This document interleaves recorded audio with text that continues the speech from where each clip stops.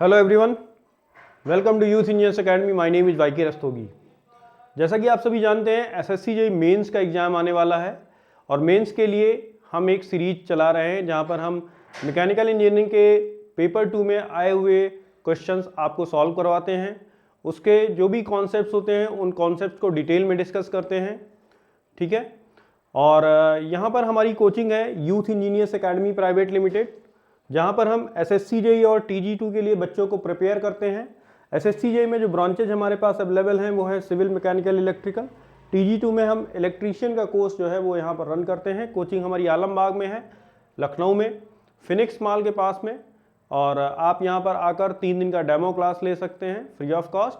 और उसके बाद में यदि आप अपनी ऑफलाइन स्टडीज़ को और बेहतर बनाना चाहते हैं तो आप आकर क्लास को ज्वाइन कर सकते हैं, ठीक है।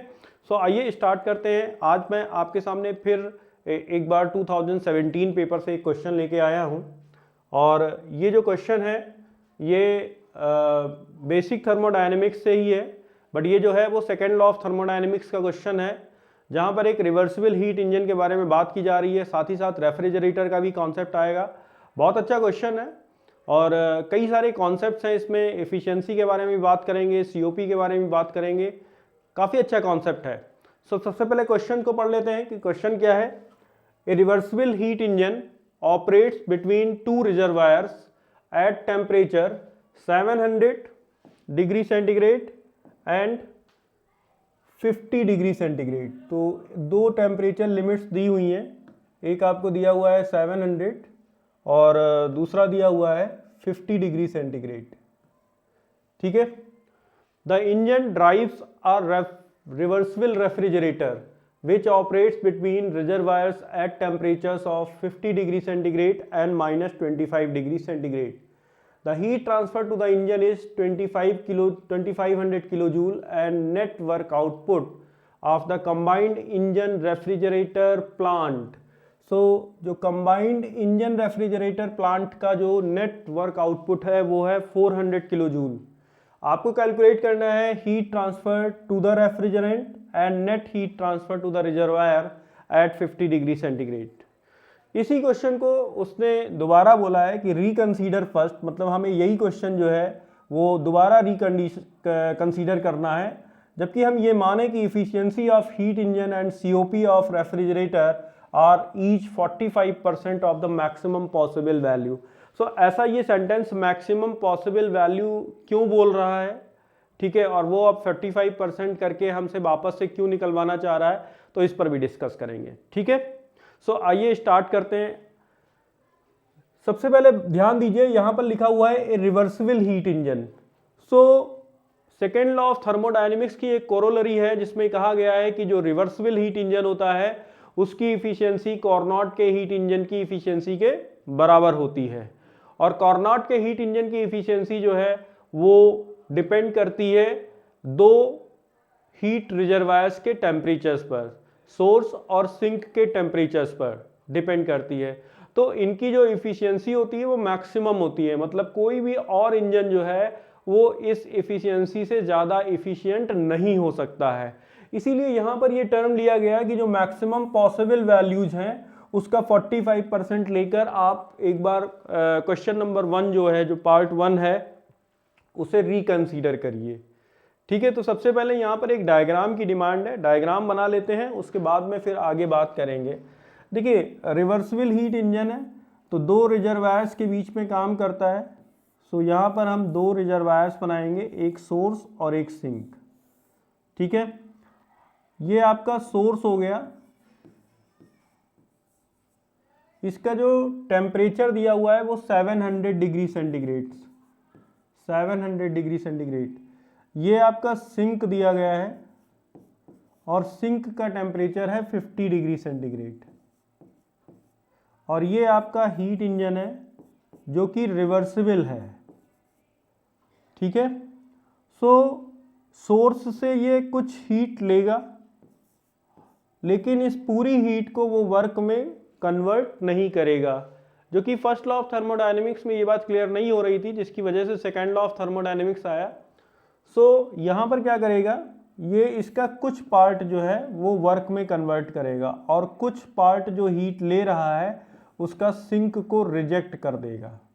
सो जो वर्क में कन्वर्ट करेगा वो पार्ट कितना होगा, W is equals to Q1 minus Q2, ये आपका वर्क में कन्वर्ट करके देगा। अच्छा, यही वर्क जो है वो यूटिलाइज हो रहा है किसको चलाने के लिए, रेफ्रिजरेटर को चलाने के लिए। सो रेफ्रिजरेटर में हम लोग एक लो टेम्परेचर रिजर्वायर और एक हाइयर टेम्परेचर रिजर्वायर बनाते हैं। ये आपका रेफ्रिजरेटर है और यहाँ पर जिन दो रिजर्वायर्स के बीच में ये काम कर रहा है, एक है 50 डिग्री सेंटीग्रेड, सो ये 50 डिग्री सेंटीग्रेड हो गया और ये -25 डिग्री सेंटीग्रेड हो गया। सो रेफ्रिजरेटर का काम होता है कि वो किसी स्पेस को जो है ठंडा रखने का काम करता है। तो स्पेस को ठंडा कैसे रखा जा सकता है, अगर हम लगातार उसमें से हीट एक्सट्रैक्ट करते रहें। सो -25 डिग्री सेंटीग्रेड पर जो ये रिजर्वायर है या जो स्पेस है जिसे हम कूल रखना चाहते हैं, इसमें से हम कुछ हीट निकालेंगे। सपोज करिए कि हमने इसमें से Q3 हीट एक्सट्रैक्ट की और ये Q4 हीट जो है वो रिजेक्ट कर दी हाइयर टेम्परेचर रिजर्वायर को। ठीक है, जैसा कि रेफ्रिजरेटर में आप जानते हैं बैक साइड में कंडेंसर लगा होता है जहाँ पर हम हीट को क्या करते हैं, रिजेक्ट करवाते हैं। कहाँ पर, एटमॉस्फेयर में। और ये हीट लेकर कहाँ से आता है, फ्रीजर, जो आपका फ्रीजर होता है, जो इवापोरेटर होता है, जिस स्पेस को हमें ठंडा रखना होता है, वहाँ से हीट लेकर रेफ्रिजरेंट आते हैं और कहाँ पर विथड्रॉ करते हैं, इस हीट को कहाँ पर छोड़ते हैं, वो छोड़ते हैं एटमॉस्फेयर में। ठीक है, रेफ्रिजरेटर को चलाने के लिए आपको पता है कि वर्क देना पड़ता है। रेफ्रिजरेटर को चलाने के लिए हमें वर्क करना पड़ेगा। तो सपोज करिए कि यहाँ पर हमें रेफ्रिजरेटर को चलाने के लिए वर्क करना पड़ रहा है। तो ये वर्क कितना करना पड़ रहा है, तो हम कुछ यहाँ पर ले लेते हैं, इसे मैं W1 मान लेता हूँ और इसे W2 मान लेता हूँ। तो वर्क कितना करना पड़ेगा, तो यहाँ पर एनर्जी बैलेंस इक्वेशन, अगर आपको नहीं भी फार्मूला आ रहा है तो आप एनर्जी बैलेंस इक्वेशन लगा सकते हैं। हीट और वर्क जो है वो एनर्जी के ही दो फॉर्म हैं। ठीक है, सभी का यूनिट क्या होता है, जूल होता है।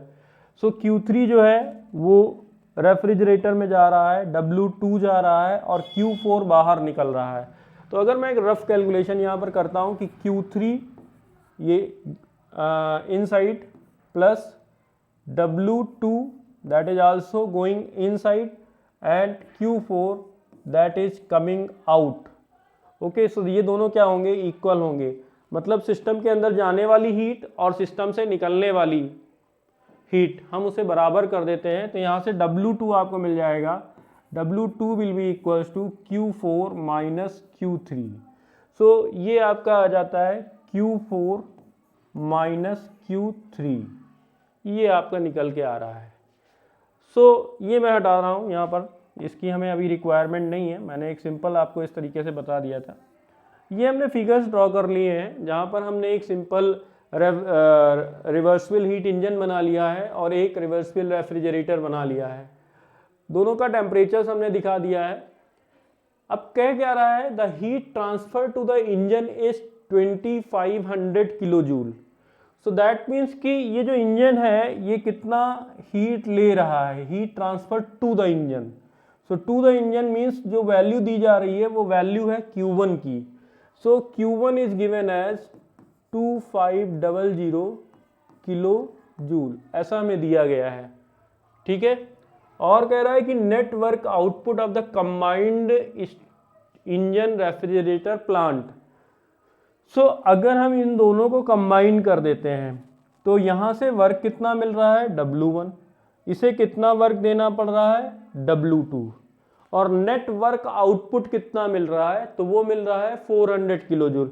सो ऑब्वियस सी बात है कि ये वर्क बड़ा होगा और वो वर्क छोटा होगा।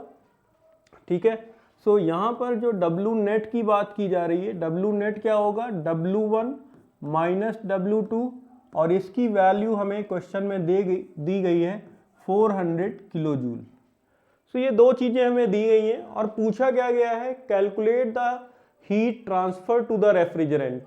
Heat transfer to the refrigerant मतलब आप देखिए Q3 हमसे पूछा गया है, ये जो Q3 है ये पूछा गया है कि रेफ्रिजरेंट, देखिए मैंने अभी आपको बताया कि रेफ्रिजरेटर में क्या होता है, इवापोरेटर से हीट ली जाती है और वो हीट लेता कौन है? रेफ्रिजरेंट, और उसको कहाँ पर जाकर उस हीट को छोड़ देता है, रिजेक्ट कर देता है एटमॉस्फेयर में जाके।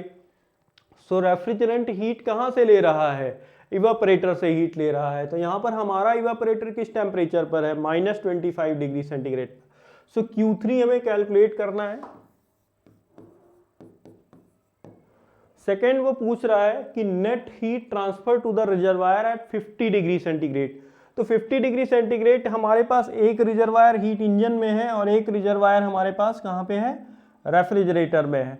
तो आप देखें यहाँ पर भी हीट इंजन हीट को रिजेक्ट कर रहा है, सिंक को, और यहाँ पर भी हीट लाकर ये क्या हो रही है? रिजेक्ट हो रही है। तो आप देखिए 50 डिग्री सेंटीग्रेड पर जो रिजर्वायर है वो यहाँ से Q2 हीट रिसीव कर रहा है और यहाँ से Q4 हीट रिसीव कर रहा है। तो जो नेट हीट ट्रांसफर होगा वो होगा Q2 प्लस Q4। सो ये हमें कैलकुलेट करके देना है। ठीक है, तो आपको समझ में आ गया होगा, क्वेश्चन समझ में आ गया होगा। अभी तक हमने सिर्फ क्वेश्चन को फॉर्मुलेट किया है, अभी कोई कैलकुलेशन नहीं की है। अभी सिर्फ आपको समझा रहे हैं कि क्या हमें चाहिए, क्या निकालना है, क्या दिया गया है। क्लियर है ना?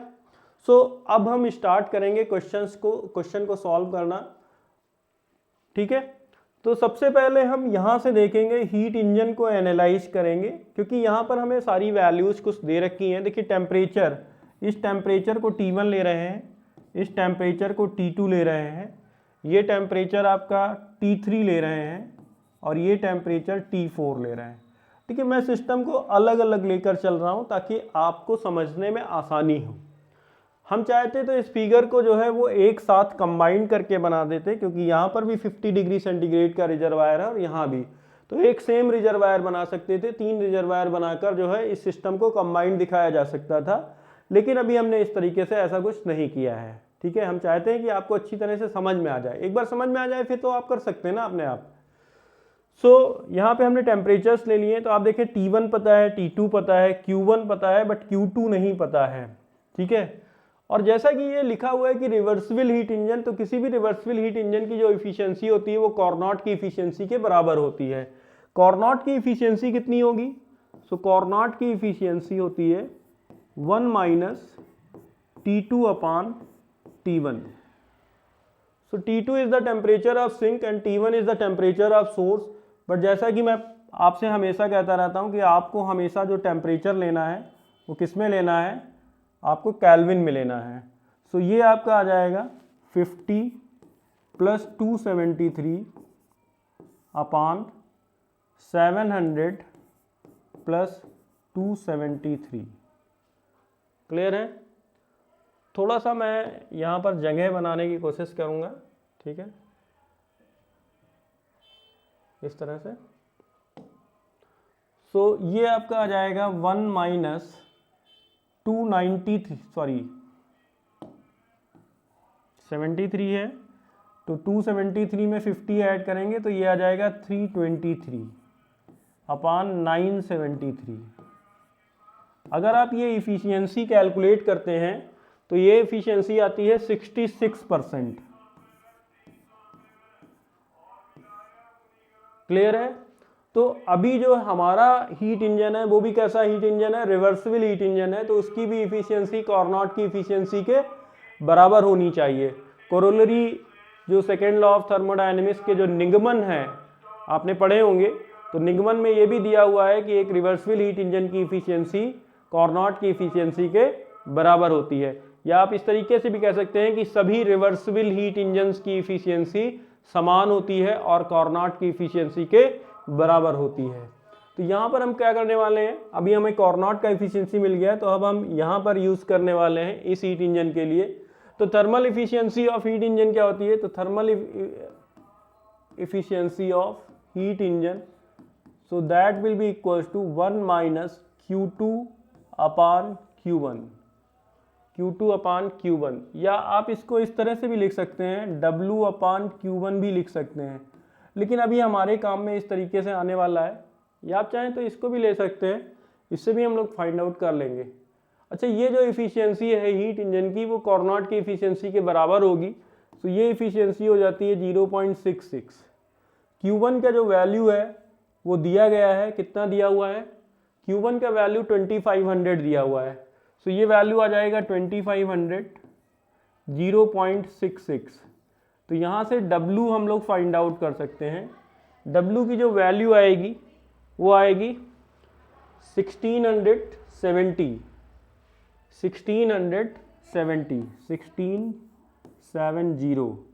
Kilo joule. ठीक है, ये निकल के आएगी।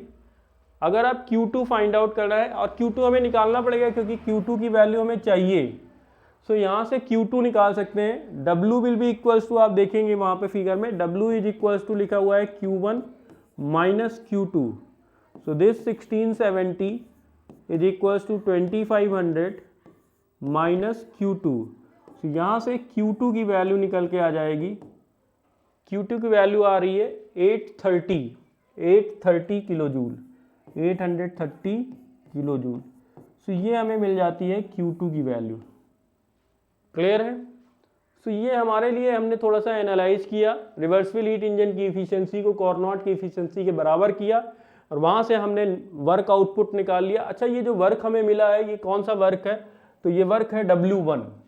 सो हम लोग यहाँ पर W1 लिख सकते हैं, दिस वर्क इज W1। सो ये W1 हमें मिल गया है। अब हम इजीली W2 निकाल सकते हैं। क्लियर है? सो मैं नेक्स्ट स्लाइड पे मूव करता हूँ। हमने कुछ पैरामीटर्स निकाल लिए हैं यहाँ पर जो हमें चाहिए थे। Q2 हमने फाइंड आउट कर लिया है और W1 निकाल लिया है। इफिशियंसी भी हमने निकाल के रखी है, आगे हमें एक बार दोबारा यूज होने वाली है। तो यहाँ पर देखेंगे एक बार W नेट दिया हुआ है। अच्छा, W नेट मैंने आपको बताया था that is equals to W1 minus W2। W net कितना दिया हुआ है, 400 दिया हुआ है। W1 का वैल्यू हम लोगों ने फाइंड आउट किया था, W1 का वैल्यू कितना आया था, 1670।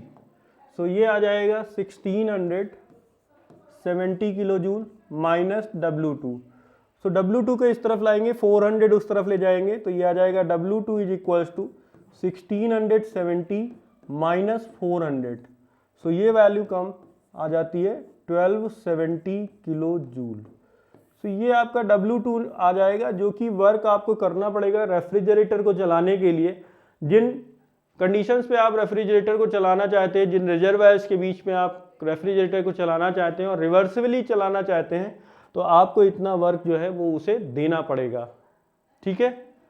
सो ये हम लोगों ने नेट वर्क हमें दिया गया था, यहाँ पर आप देखेंगे तो नेट वर्क हमें दिया गया था 400 किलो जूल। वहाँ से हम लोगों ने निकाल लिया, W1 हम लोग ऑलरेडी निकाल चुके हैं। अब हम लोग रेफ्रिजरेटर वाले प्लांट पे आएंगे। ठीक है, जिस तरीके से COP की बात करें तो COP क्या होता है, COP होता है desired effect upon work done. आपका डिजायर्ड इफेक्ट क्या है, आप करना क्या चाहते हो। सो अगर हम पहली स्लाइड पे पहुंचे तो देखिए यहाँ पर जो है डिजायर्ड इफेक्ट की अगर हम बात करेंगे तो ये Q3 निकालना, ये हीट निकालना, किसी स्पेस को ठंडा रखने के लिए वहां से हीट का लगातार एक्सट्रैक्शन, ये हमारा डिजायर्ड इफेक्ट है। ठीक है? सो COP की बात करेंगे तो COP होता है, किसी भी सिस्टम का जो COP होता है वो होता है desired effect, that means Q3 upon कितना आपने उसको वर्क दिया, सो दैट मीन्स W2। ठीक है, तो W2 कितना है, सो ये आपका आ जाएगा Q3 upon Q4 minus Q3। ठीक है, तो ये आपका COP आ जाता है इस रेफ्रिजरेटर प्लांट के लिए। लेकिन यहाँ पर जो हमारा रेफ्रिजरेटर है वो भी कैसा है, रिवर्सिबल रेफ्रिजरेटर है। ठीक है, तो रिवर्सिबल रेफ्रिजरेटर का जो COP होता है वो कार्नोट रेफ्रिजरेटर के COP के बराबर होता है। और कार्नोट का जो COP होता है, कार्नोट के रेफ्रिजरेटर का जो COP होता है वो होता है COP of Carnot refrigerator, Carnot refrigerator. So that is equals to, अगर हम देखेंगे यहाँ पर तो हम लोगों ने जो टेम्परेचर्स लिए हैं, ये टेम्परेचर है आपका T3 अपॉन T4 जो है वो आपका हाइयर टेम्परेचर है। तो यहाँ से आपको मिल जाता है this is T minimum upon T maximum minus T minimum. तो यदि आप पहले COP फाइंड आउट कर लें तो बहुत ही आसान हो जाएगा। मिनिमम टेम्परेचर कितना है, तो मिनिमम टेम्परेचर कितना दिया हुआ है माइनस का 25, तो -25 है, अगर आप ऐड करोगे ना 273, ठीक है, तो 273 से माइनस का 25 जो है वो आपका क्या होने वाला है, माइनस हो जाएगा, ठीक है। तो ये वैल्यू आ जाएगी 223, ये वैल्यू आ जाएगी 223, सो -25 प्लस 273। अच्छा, यहाँ पर दो टेम्परेचर्स के बीच का डिफरेंस ले रहे हैं, तो अगर आप केल्विन में डिफरेंस लेंगे या डिग्री सेंटीग्रेड में डिफरेंस लेंगे तो दोनों ही डिफरेंस आपका सेम आएगा डिफरेंस, ठीक है। तो यहाँ पर हम लोग चेंज नहीं करेंगे, डायरेक्टली लिखेंगे मैक्सिमम टेम्परेचर है 50 माइनस -25, तो ये वैल्यू आ जाती है 223 अपॉन दिस कम्स 75। तो यहाँ से आपका जो COP निकल के आता है वो कितना निकल के आ रहा है, COP आ रहा है, COP ऑफ प्लांट इज 3.30, 3.3 लेके चलते हैं, ठीक है। सो COP of Cournot refrigerator comes 3.3, clear है ना। सो अभी हम लोग क्या करेंगे, जो हमारा रेफ्रिजरेटर है हम उसके COP के बराबर रखेंगे, ठीक है।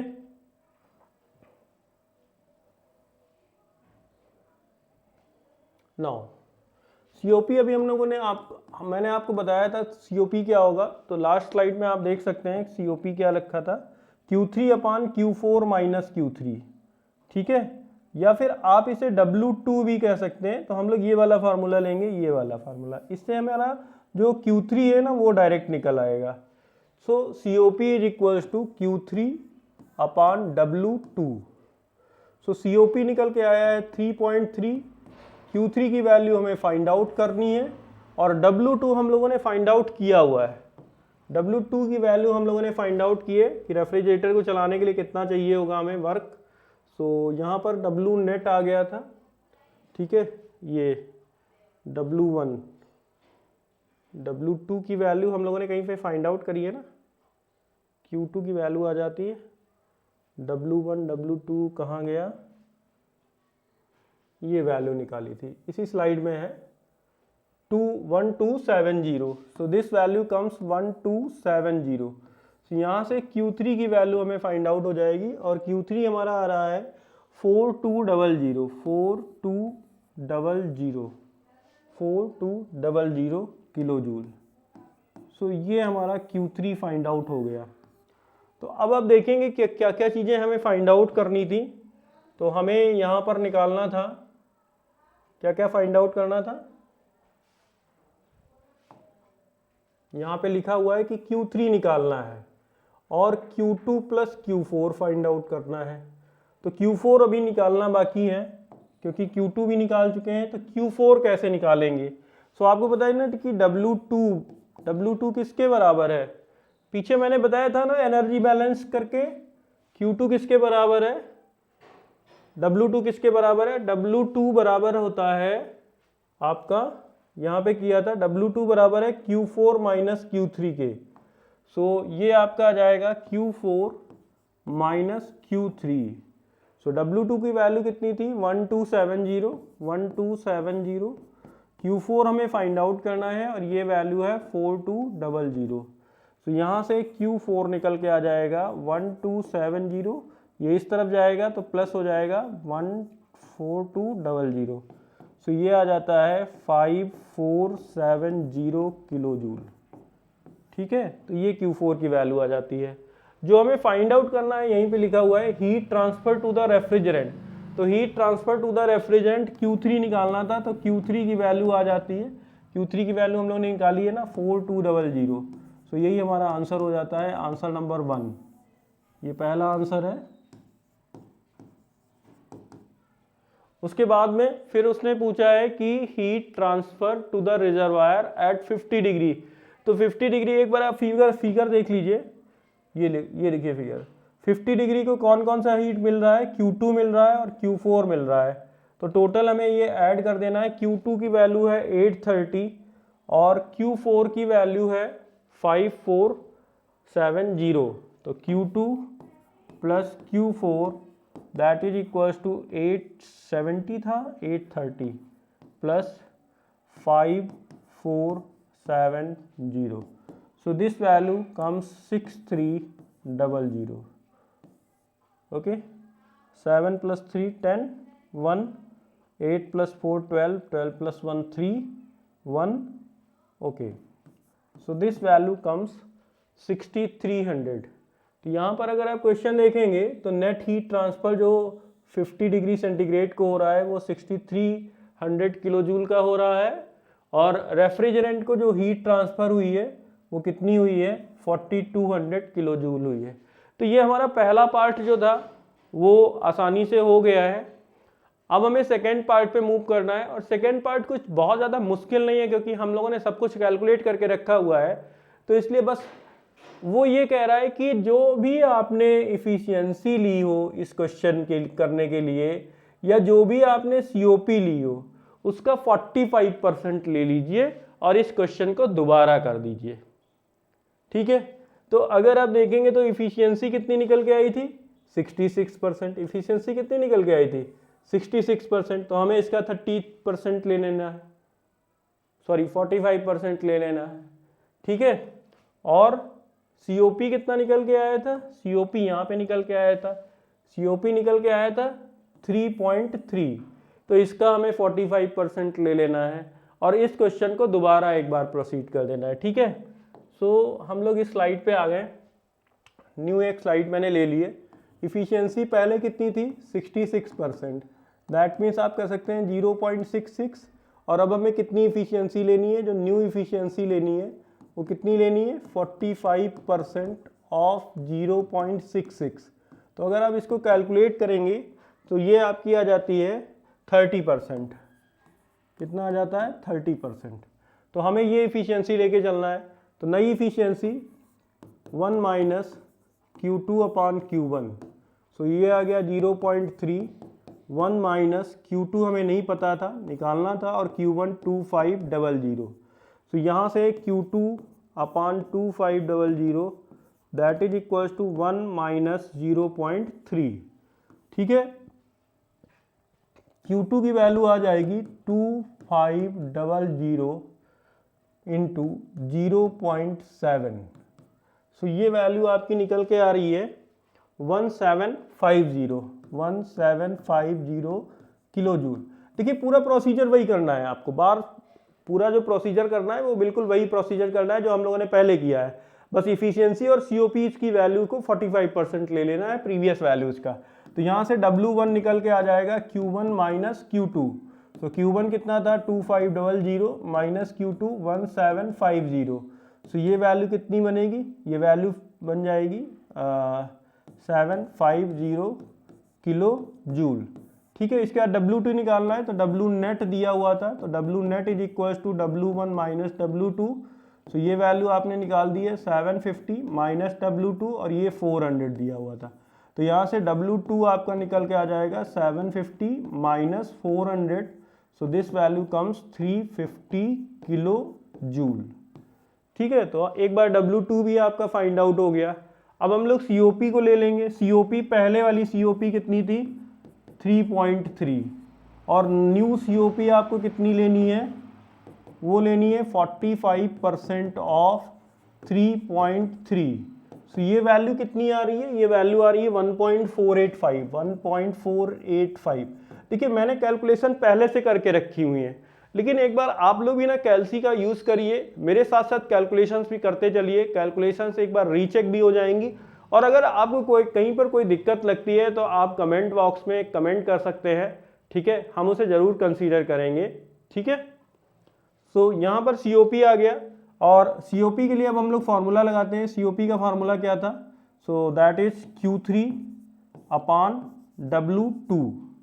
ठीक है, तो W2 हम लोगों ने फाइंड आउट कर लिया, ये आ जाता है 1.485 is equals to Q3 upon W2 है 350। यहाँ से Q3 की वैल्यू निकल के आ जाएगी, Q3 will be equals to 520 kilo joule. Clear है। सो थोड़ी सी जगह बनाऊंगा आपको आगे का क्वेश्चन कराने के लिए। Q3 की वैल्यू हमारी आ गई है। अब हमें Q4 की वैल्यू फाइंड आउट करनी है, और Q4 की वैल्यू कहाँ से आने वाली है? So W2 is equals to Q3 minus Q4। ऐसा देखिए हम लोगों ने पहले किया भी है, निकाला है आपके लिए यहाँ पर। ये देखिए W2 is equals to, sorry, Q4 minus Q3। So इसको थोड़ा सा चेंज करना पड़ेगा। मैंने एनर्जी बैलेंस इक्वेशन लगा के आपको बताया था। So this is Q4 minus Q3। तो Q4 की वैल्यू हमें फाइंड आउट करनी है, और Q3 की वैल्यू 520 है, और W2 निकाला हुआ है 350। तो यहाँ से Q4 आपका आ जाएगा 350 plus 520। So this value comes 870 kilo joule. ठीक है, सो ये Q4 की वैल्यू आ गई। तो लगभग आप देखिए ना, सारी वैल्यूज हमने वापस से निकाल दी है। ठीक है, रेफ्रिजरेंट से कितना हीट ट्रांसफर हो रहा है? तो वो हो रहा है 520 किलो जूल। ठीक है, सो पहला आंसर होगा Q3 520 किलो जूल। दूसरा आंसर निकालना था कि 50 डिग्री सेंटीग्रेड का जो रिजर्वायर है उससे कितना हीट ट्रांसफर हो रहा है? तो Q2 प्लस Q4। Q2 की वैल्यू कितनी निकाली है? 1750। ओके, प्लस Q4 का वैल्यू कितना निकाला है? 870। सो ये वैल्यू आ रही है, आई थिंक आप अगर इसको कैलकुलेट करेंगे तो 2620 किलो जूल। ये आपका आंसर आएगा। सो ये दोनों आंसर्स हैं इस सेकेंड पार्ट के लिए। थोड़ा सा लेंथी क्वेश्चन है, लेकिन अगर आपके पास प्रैक्टिस है, आपके पास कॉन्सेप्ट्स हैं, ठीक है, आपके पास एक विजन है कि आपने कॉन्सेप्ट्स को सही से समझा है, ठीक है, तो आपके लिए क्वेश्चन कठिन नहीं है। आपने देखा मैंने इसको कितना एलोबरेट किया, कितना डीप में आपको जाके समझाया सारी चीज़ें। COP क्या होता है, कॉर्नॉट का COP क्या होता है, एफिशिएंसी क्या होता है, कोरोलरी क्या है, ठीक है, इन सब चीज़ों के बारे में मैंने आपको समझाया। साथ ही साथ इस क्वेश्चन को एक बहुत ही स्मार्ट तरीके से सॉल्व किया गया है। ठीक है, सारी चीज़ों को हमने निकाला है। अगर वो इसके अलावा भी कोई चीज़ हमसे पूछता है तो अब कुछ बचा नहीं है इसमें बताने के लिए। अगर वो जो भी चाहता वो हम बता सकते थे कि रेफ्रिजरेटर को चलाने के लिए कितना कार्य करना पड़ रहा है, या फिर हमें हीट इंजन से कितना वर्क आउटपुट मिल रहा है। तो इस तरीके से चीज़ें भी हम लोग कैलकुलेट करके निकाल सकते थे, लेकिन जो भी पूछा वो हम लोगों ने यहाँ पर उसको बता दिया है। ठीक है, सो आपके कमेंट्स का इंतज़ार रहेगा। अगर कोई प्रॉब्लम आती है, कुछ आप पूछना चाहते हैं, तो आप अपने कमेंट्स जो हैं वो कर सकते हैं। ठीक है, आपके कमेंट्स का स्वागत है।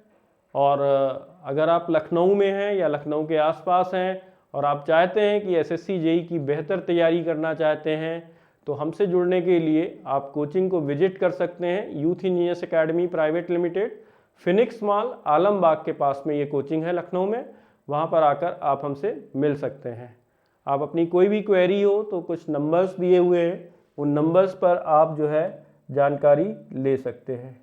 ठीक है, तो ये नंबर्स दिए गए हैं यहाँ पर 9450602668 एंड 9454516818 पर आप कांटेक्ट करके हमसे बात कर सकते हैं। So thank you very much.